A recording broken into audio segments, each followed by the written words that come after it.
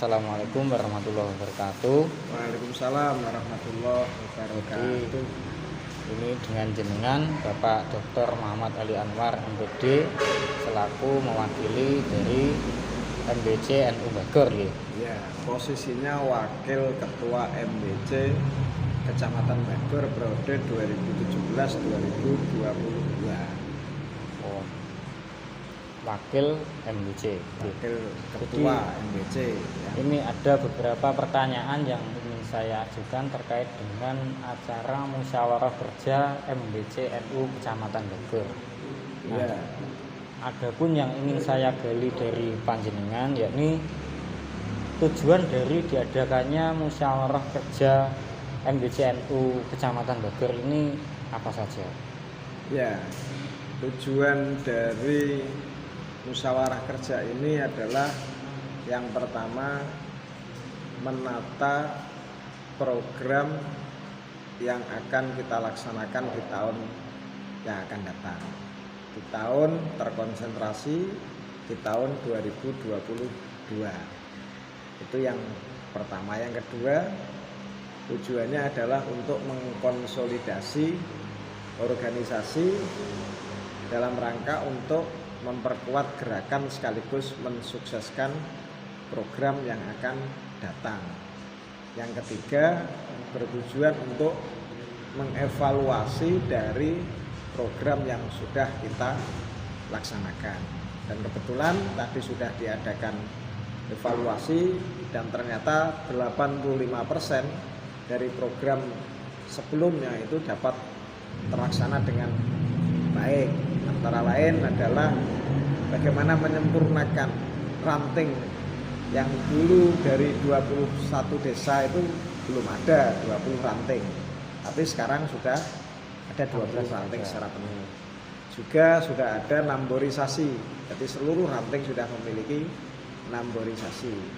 Terus bangunan kantor yang dulu belum punya hari ini alhamdulillah walaupun masih sekitar 40%, tapi sudah ada wujud kantor yang dulu belum ada.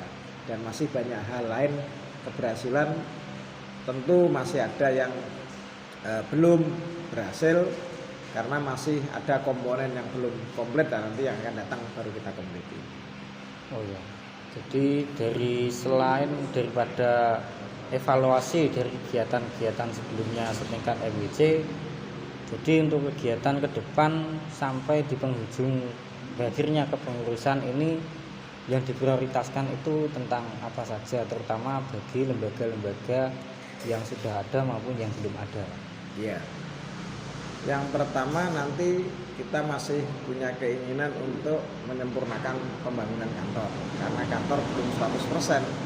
Ini masih terus kita lakukan proses-proses bagaimana nanti kantor menuju sempurna dengan cara bertahap. Tentu itu masih butuh waktu panjang. Yang kedua adalah maksimalisasi organisasi baik di tingkat ranting, lembaga, banom maupun MBC sendiri. Jadi selama ini sudah secara kelembagaan sudah ada, tapi maksimalisasinya yang belum. Ini perlu kita komunikasi, perlu kita koordinasi, perlu kita perkuat komunikasi terutama antar lembaga dan banom yang ada. Yang berikutnya yang menjadi prioritas adalah pengkader atau kaderisasi. Kaderisasi yang akan kita lakukan adalah dengan mengadakan PKP. Dulu sudah pendidikan kader, itu dulu penggerak, itu dulu sudah di angkatan pertama, ini mau menuju angkatan kedua. Karena kaderisasi ini penting, kaderisasi ini yang akan melanjutkan terutama terkait dengan gairah bagaimana pengembangan organisasi yang ada di MBC maupun yang lainnya. Nah, di samping pembangunan kantor, terus konsolidasi, juga kaderisasi.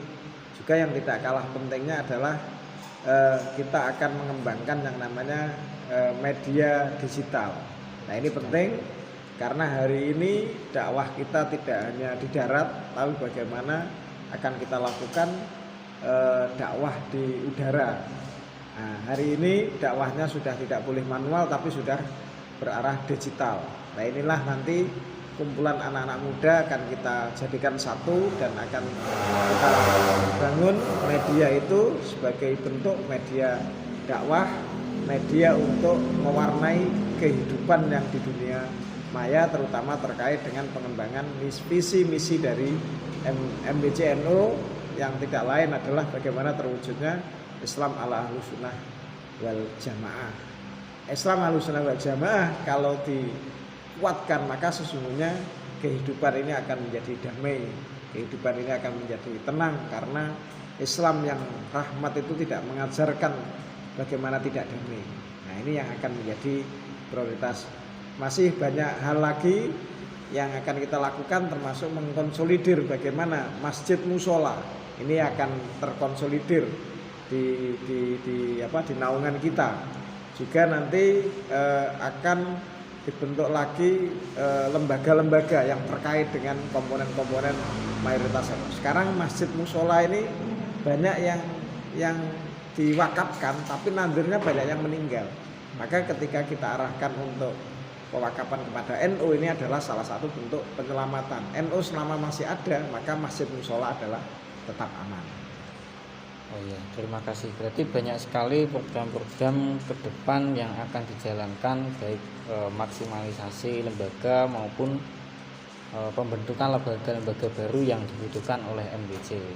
Mungkin ada pesan-pesan dari Bapak Doktor terhadap para kader-kader NU dan para kaum Nahdliyin untuk menuju pada program-program yang telah direncanakan tersebut. Mungkin ada pesan-pesan sebelum wawancara ini saya tutup. Ya, baik.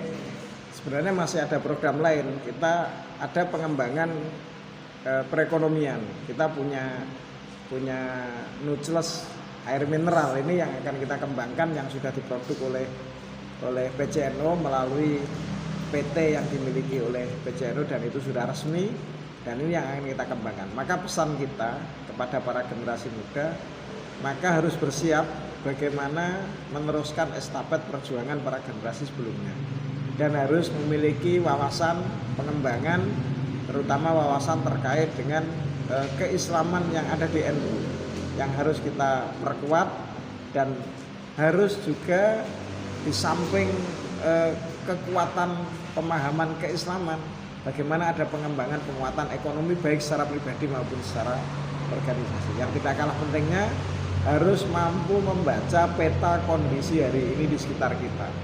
Siapa lawan kita, siapa teman kita. Maka di situ sesungguhnya akan melahirkan pola strategi perjuangan bagaimana NU bisa eksis. Anak muda ini harus berbekal lebih banyak untuk mengolah organisasi masa depan, terutama organisasi ini yang mau tidak mau adalah harus bersanding dengan yang namanya digitalisasi.